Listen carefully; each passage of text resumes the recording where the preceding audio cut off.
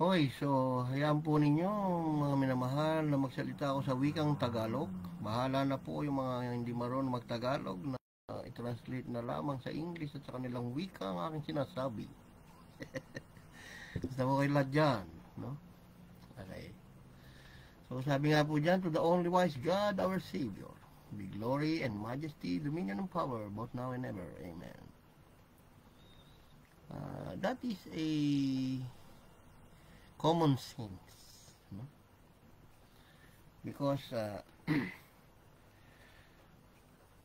kinakailangan mapag-aralan natin na ano ba ang salita. Nakabasa sila ng John 1:1, no? Okay. Basahin natin, ha.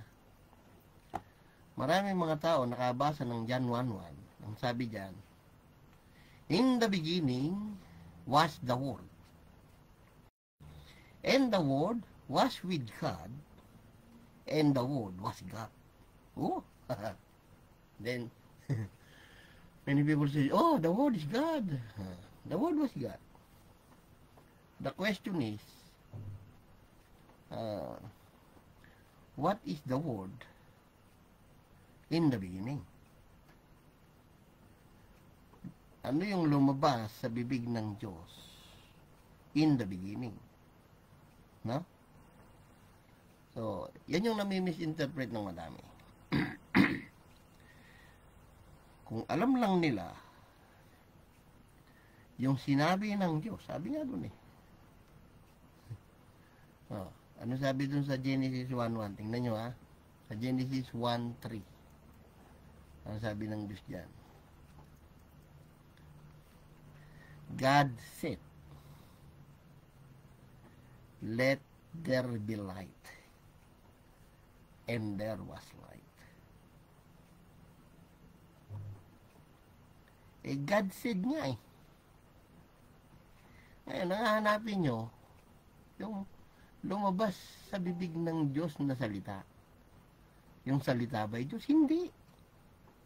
Yung nagsasalita, yun ang Diyos. The one who is talking, that is God. But His word is not God. Bible is not God.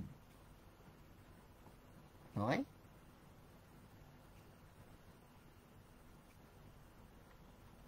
The word of God is the Bible.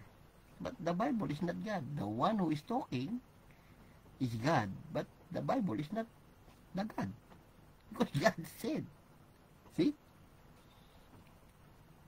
Many scholars, they do not know what is the word in the beginning. The first word that come out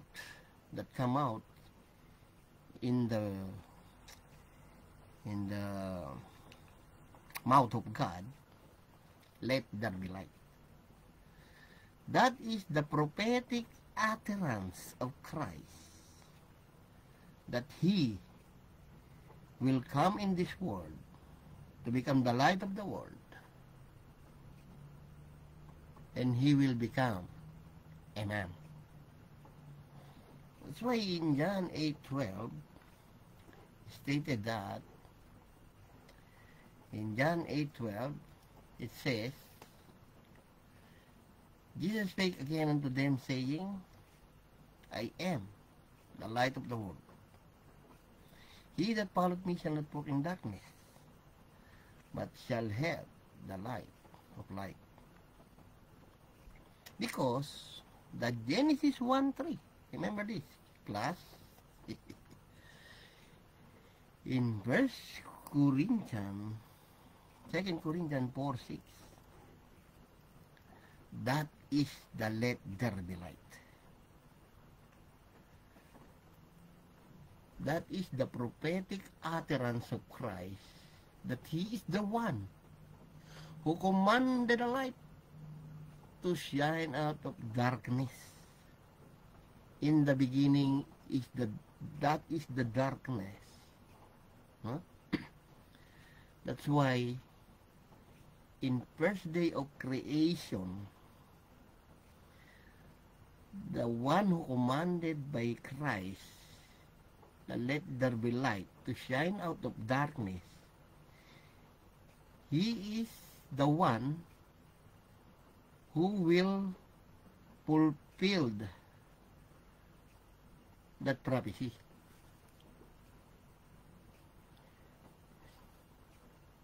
As I said, for God who commanded the light to shine out of darkness. That is Genesis 1:3. That it shine in our hearts to give the light of the knowledge of the glory of God in the face of Jesus Christ, Yeshua HaNasri Bimelech Hayodi.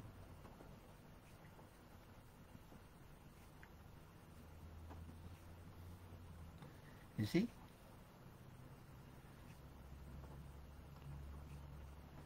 In John 1:4, as you can see, because we cannot say that that light is the light of the sun, because in Genesis 1:16, my brothers and sisters in Yeshua, and God made two great lights, the greater light to rule the day, and the lesser light to rule the night. He made the stars also.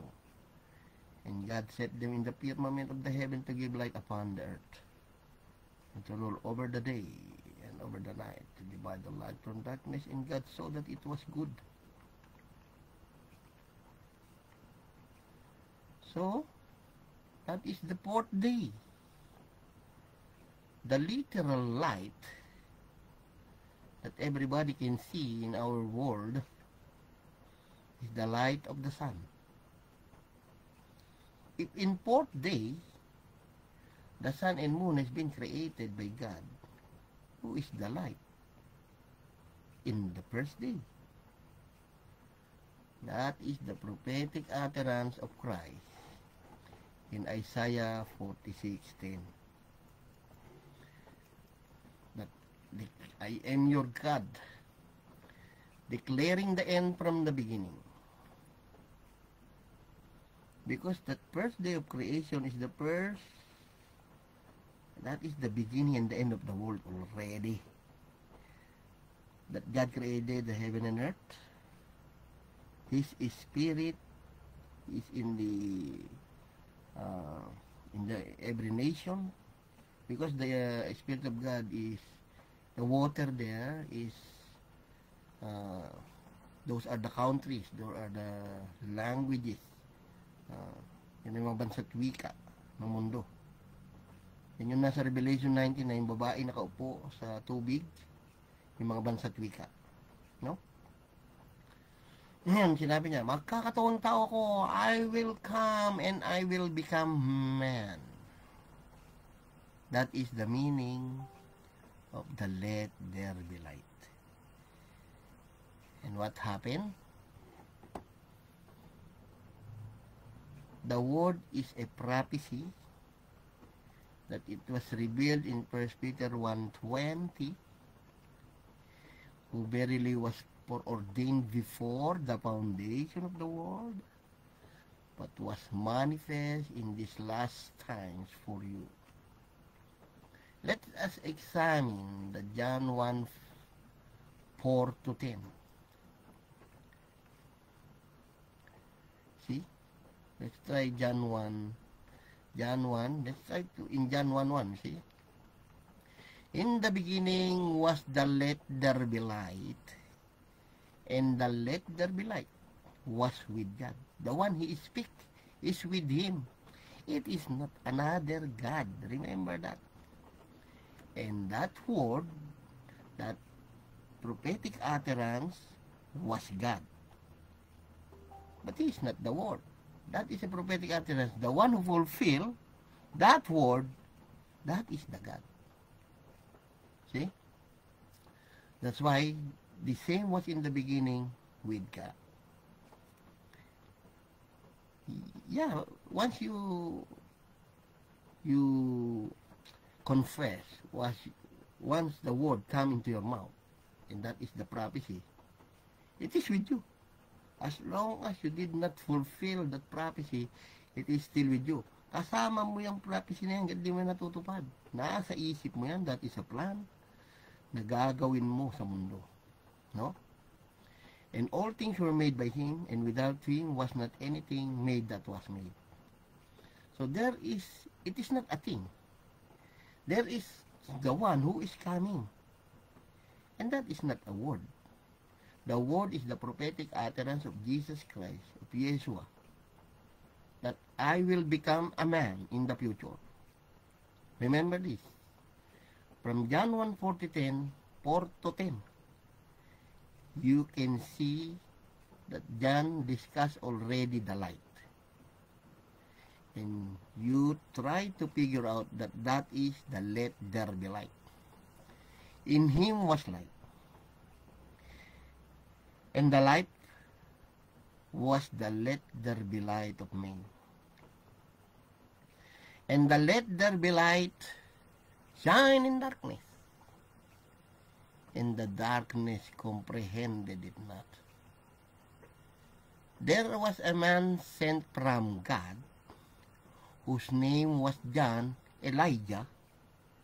That is Elijah, John the Baptist. Malachi 3:1, Luke 7:27. Luke 7:24-27. He is the one who will prepare the way before me. And in John 1:7, the same came from a witness to bear witness to the let there be light. See?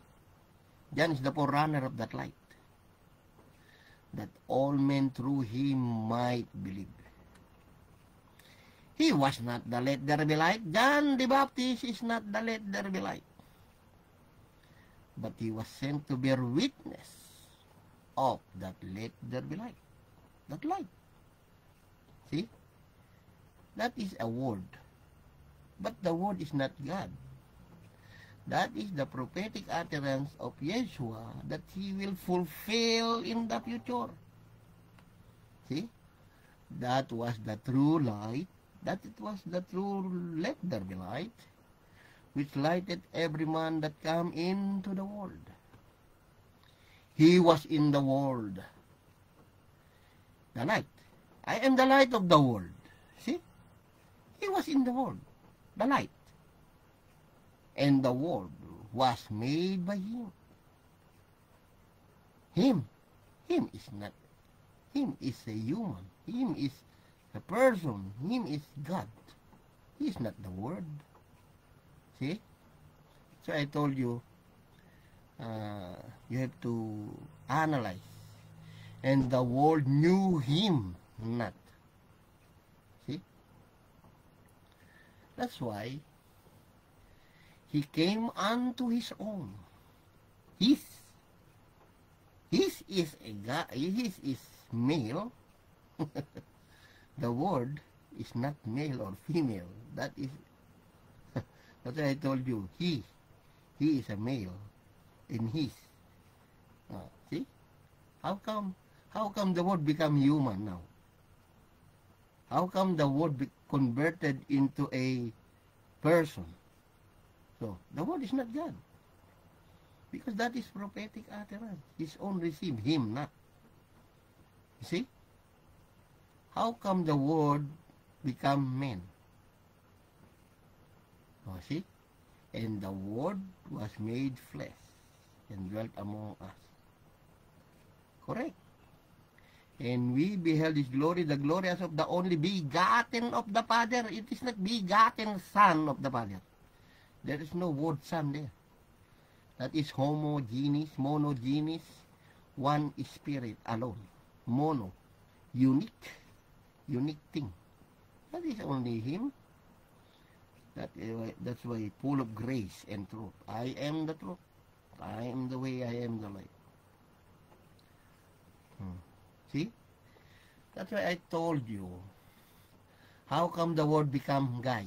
Become man? How come the word become human? He become him. Huh? Because that is prophetic utterance. That is the one prophesied. by God. Who is that God? The one who speak in Genesis 1:3. That let there be light. And he separate, God saw the light, and it was good. God divided the light from the darkness. That is in 1 Thessalonica 3:13. 1 Thessalonica 5:5, that is in 1 Thessalonians 5:5. You are all the children of light and the children of the day. We are not of the night, nor of darkness. I told you the first day of creation and the seventh day of creation is the prophetic utterance of God that He will perform alone for us. The creation of this whole universe and earth is starting only in the second day of creation up to 6th day, the creation of human, which is in Genesis chapter 1, 2, and 3. The let us is in Genesis 22, Genesis 3:22. Let us. You can find that. Who are they? Because Genesis 1, 26, 27, that is just a summary. That is a small word of God. I created man in my image. Enough. But in second, Genesis chapter 2 and 3, he summarized everything. He tell us in detail. Okay? And the us is in Genesis 3:22. Try to see who are the, let us. Who are the us? Sino yung us dun? No? Oh. That's why, as you can see, the word is not God, because in Revelation 19:16, 13, in Revelation 19:13,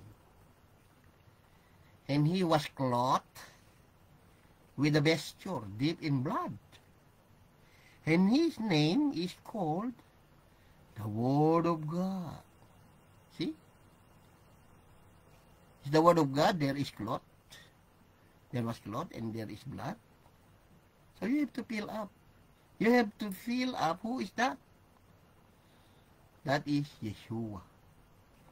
He is not the Word. He is the one talking.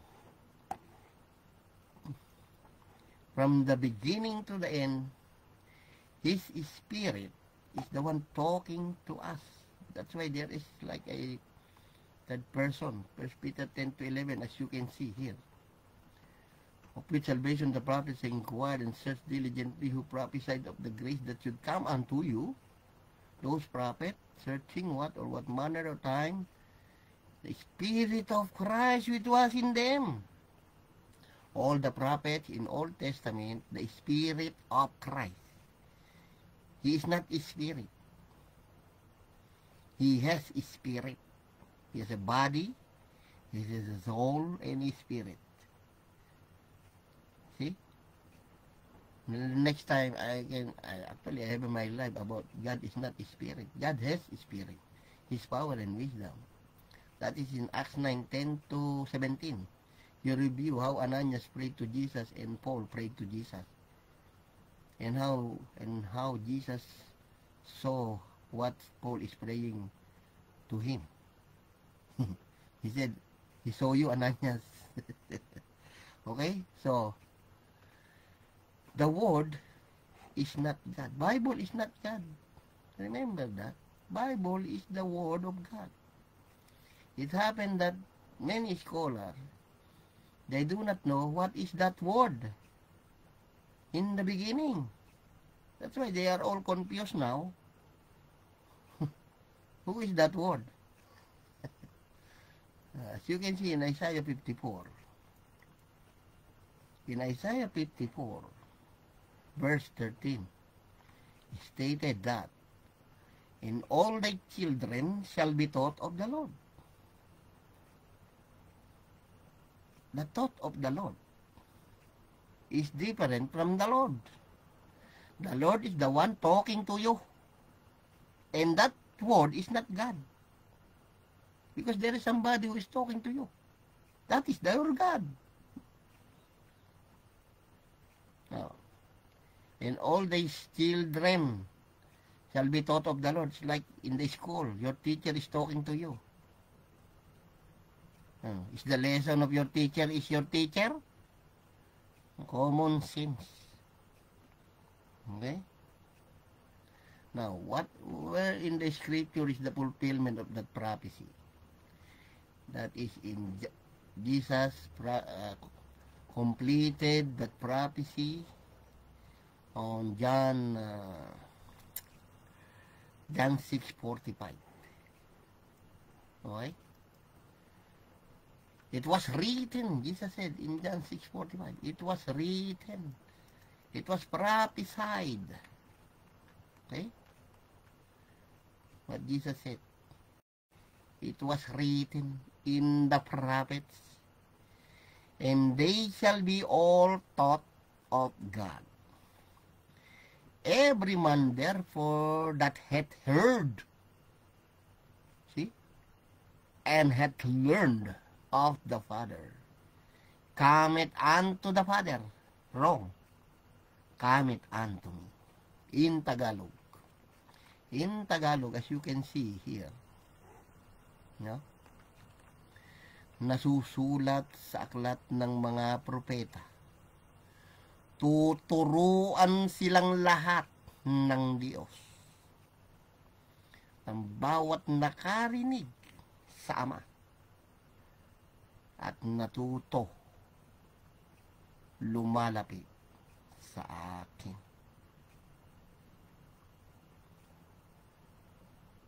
See? Once you heard the voice of Yeshua, that is the voice of the Father because He is the Father, I told you. That's why He said, lumalapit sa akin. They come to me. Okay? That's why in John 5:39, as you can read the scripture, in John 5:39, says the scripture, for in them you think that you have eternal life, and they are they which testify of me. Me, meow, meow. me, me, not us. Okay? And another thing, in Luke chapter 24, 44 to 46. And He said unto them, these are the words which I spake unto you while I was yet with you. They are still with them. They are the same guy with Jesus talking before. That's why He said, I was yet with you. That all things must be fulfilled, which were written in the law of Moses and in the prophets. So Torah, the 5 books of Moses, and in the prophets, the 12 prophets of Old Testament, and in the Psalm of David and the Psalm of Solomon, concerning me again, meow, me, meow, meow. That's why I'm saying meow, so that you understand the word me, not us. Okay? Then open he their understanding, that they might understand the scripture. And said unto them that is written, that behold, behold Christ to suffer, and to rise from the dead the third day. And that is the one testifying by Paul in Acts 26, 21 to 23 to King Agrippa, that he said that the one, see, having therefore obtained help of God, I continue to this day, witnessing both small and great, say none other things than those which the prophet and Moses did say should come. What is written by the prophet and Moses? That the Christ The one Lord God of Israel should suffer, and that he should be the first that should rise from the dead and should shew light unto the people and to the Gentiles. The Paul is testifying that this Christ was dead. That's why don't try to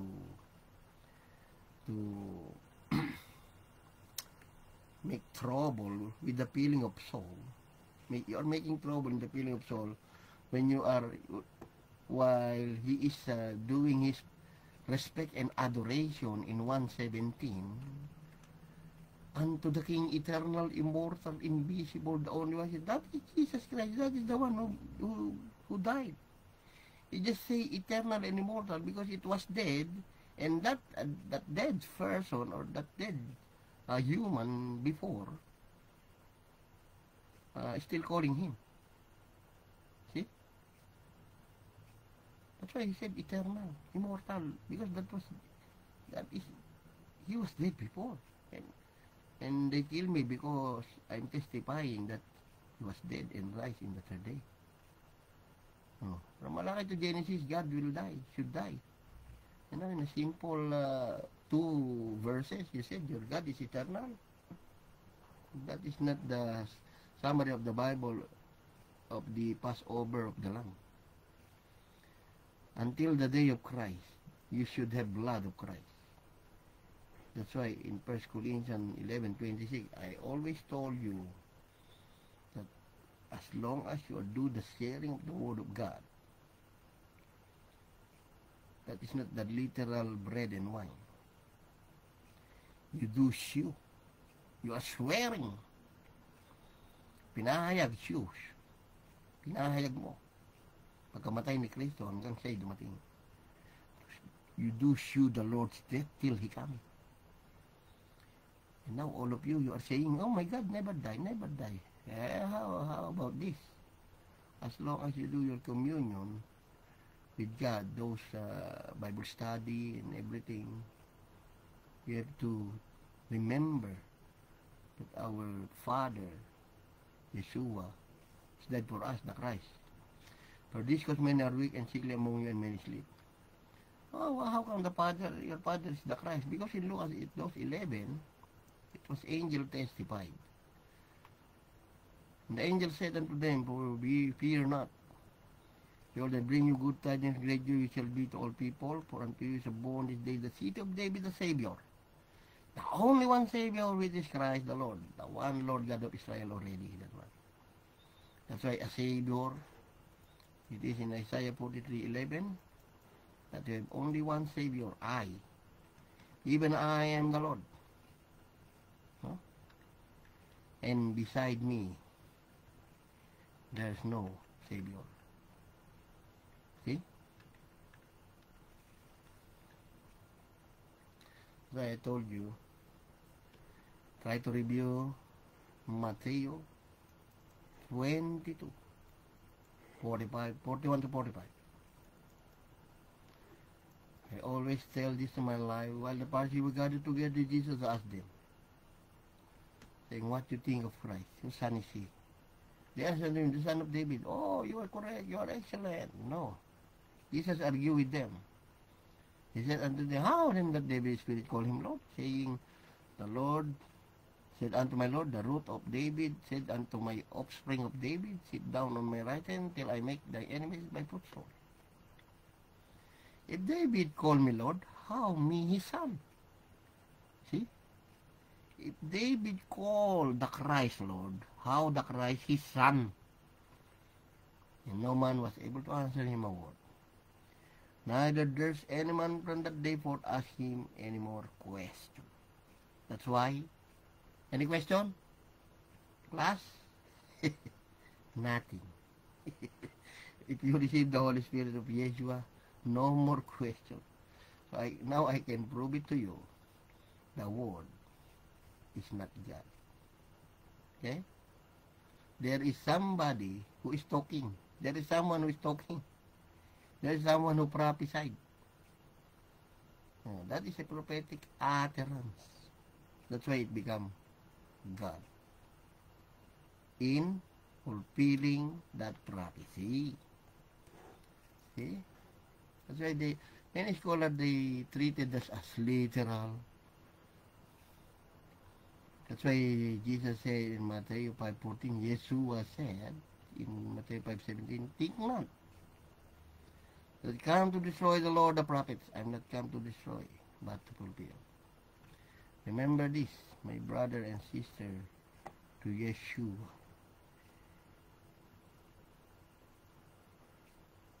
In John 5:39. This is the one I'm telling you.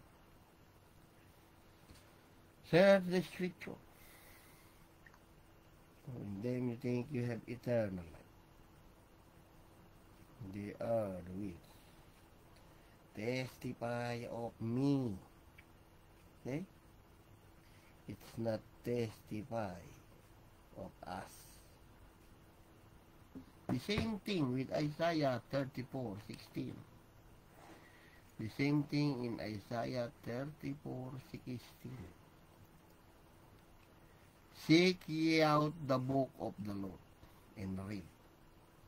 No one of these shall fail, none shall want hermit, for my mouth is commanded, and his spirit shall gather them. You know why? Bible is very prophetic book. Like in Isaiah 45:23, Yeshua said, I have sworn. That is Isaiah, Old Testament. I have sworn by myself, the word, see, the word, not the God, the word, because he's the one talking. It's gone out of my mouth, and in righteousness, and shall not return that unto me. Every knee shall bow, and every tongue confess.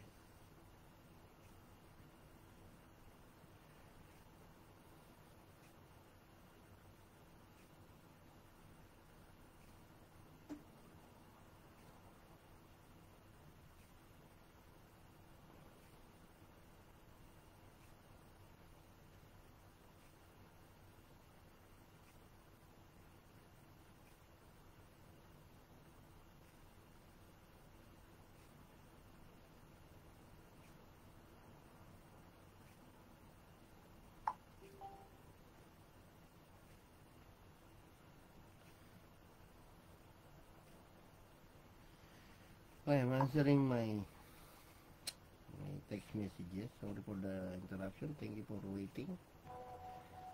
Okay. And in Roma 14:11, what Paul said, for it is written,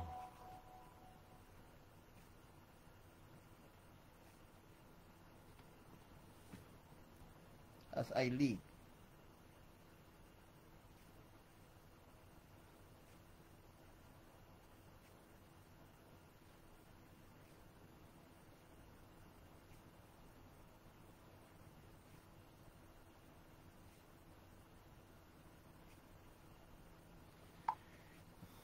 see? For it is written, where it is written, Isaiah 45:23, that was prophesied. As I live, said the Lord. That is the Lord Yeshua. Every knee shall bow to me. See? Every knee shall bow to me, meow, meow.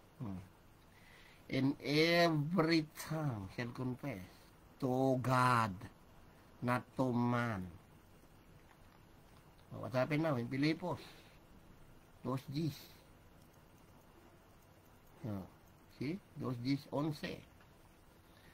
That in the name of Yeshua, Acts 26:14, Yeshua speak in Hebrew. Every knee should bow of things in heaven, and things in earth, and things under the earth. And every tongue should confess that Yeshua, the Christ, the one Lord, the Messiah, the one Lord God of David, to the glory of the God the Father. He is the Father already.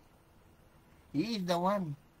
In Isaiah 45:23, who confess that every tongue who swear, sorry. He's the one who swear that every tongue should confess to him, and every knee shall bow unto him. See? So I told you. That is Isaiah 45:23. Okay? So in Isaiah 6:1-3, as you can see, the year the King Uzziah died, I saw also the Lord sitting upon a throne. One Lord, one throne. Okay? And he was worshipped by the seraphims. And they said unto one another, Holy, capital H, proper name. Holy, small letter H. Holy, small letter H. Is the Lord of hosts. That is the Father, the Lamb, and His Holy Spirit. In John 2:28-32. In Joel 2:20-32. And Acts 2:16-21. The Lord of hosts. The whole earth is full of His glory. That is Yeshua in 3 manifestations. That is Yeshua in 3 roles. That is not Trinity. Remember that. You know why? Because it is only one Lord sitting upon a throne. Trinitarian said there is throne, right side, left side, center. No. Revelation 7:17. Christ in the midst of the throne. Revelation 4:2, one throne, one seated on the throne. Okay? How they cheat the Bible. See, in John 12:41, he stated here that this thing said Isaiah when he saw his glory, the glory of Christ. He spoke Isaiah. Isaiah spoke already about that glory and he spoke of him. Who is that holy? Oh, di nahuli kayo yun. That's the one in Revelation 4:8. The 4 beasts, those seraphim and the cherubim. The 4 beasts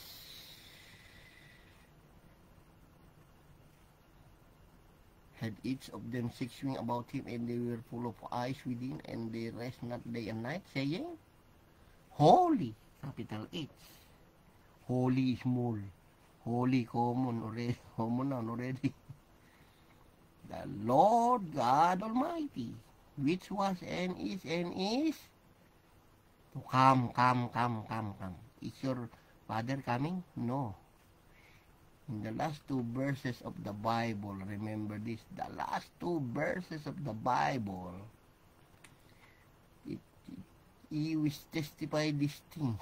Surely I come quickly. Amen. Revelation 3:14. Even so, come, Lord Yeshua. The grace of our Lord Jesus Christ be with you all. Not come your father, the evil. See? Okay? So, that's all for today. I hope you find now what is verbo. Okay? Because it is in 1 John, also 1 John 1:1-3. That which was from the beginning, which we have heard, which we have seen with our eyes, which we have looked upon, and our hands have handled of the word of life. For the light was manifested, and we have seen it, and bear witness, and shew unto you that eternal life, which was with the Father, and was manifested unto us.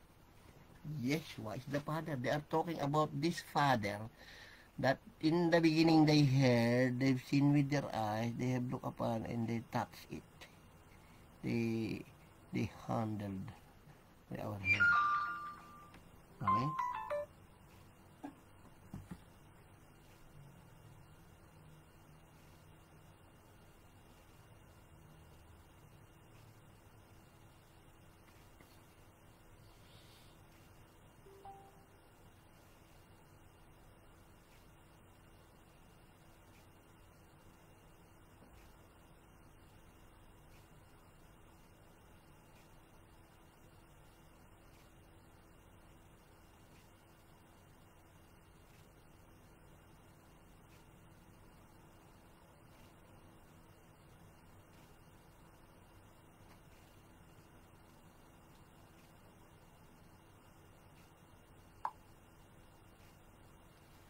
See? Okay. So, now you understand who is that in the beginning? What is the first word that coming out from the mouth of the Lord? God said. That is the word in the beginning. Okay? Let there be light. And there was light. Because the earth was without form and void, and darkness was upon the face of the deep, and the Spirit of God moved upon the face of the water. See? That is the Spirit, that's the power and wisdom of Christ now in the whole earth. That is in Revelation 19. The girl who is sitting on the in Revelation 19, I heard a great voice from people of heaven saying hallelujah and to the engagement. The great war. See, the great war. This is the which did corrupt the earth, okay, with their fornication. And the angel explained what is the water, okay. He explained that the water is the wait, I will show you the meaning of the water. Okay.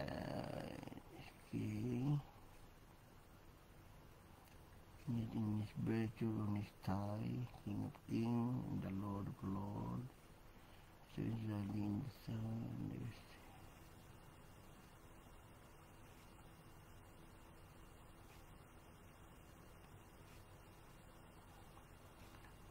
that is the 7 head and 7 horn.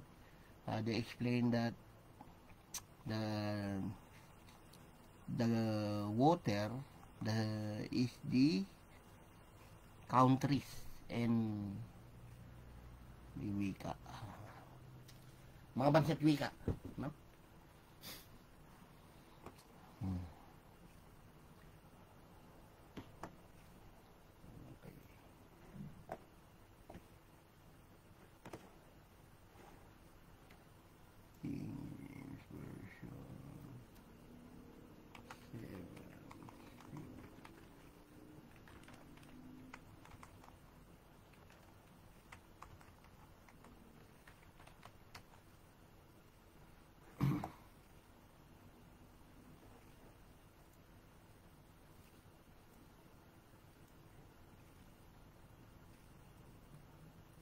Wait for a while, I'm answering my SMS.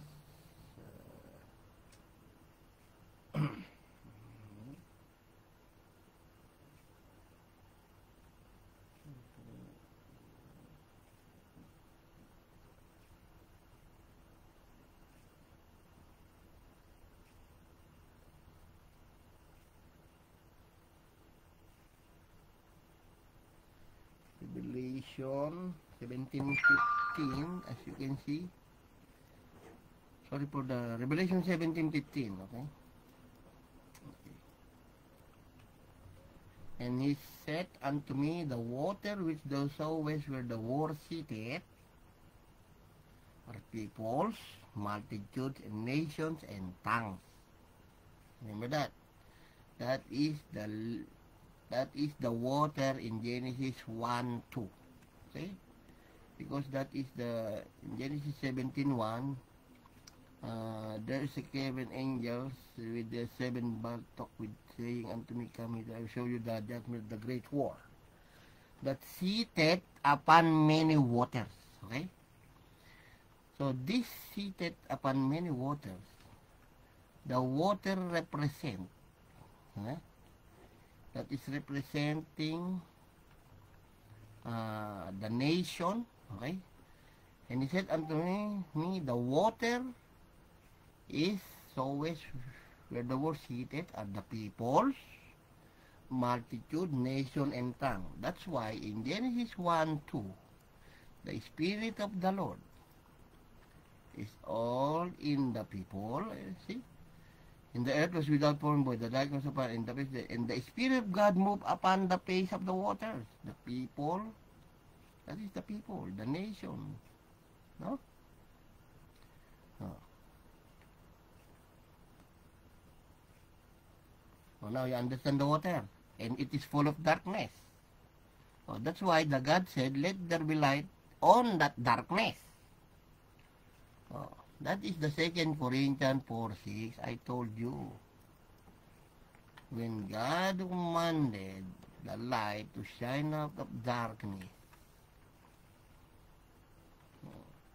it shine in our heart. So remember this.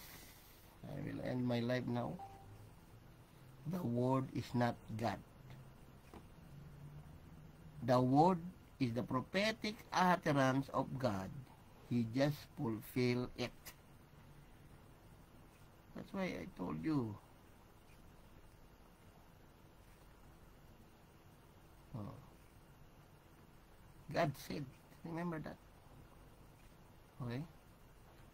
I hope you understand. Thank you for watching. Even my English is not good, because I'm trying to reach you out over. So, to the only wise God, our Savior, Yeshua, be glory, majesty, dominion, power, both now and ever. Amen. So, thank you for watching. Salamat sa mga sumbaybay, nakinig. Naway, makita nyo. Now, you know the meaning of the word. That is only the let there be light. The light of the world, which is Yeshua. Goodbye. I end my life now. Thank you.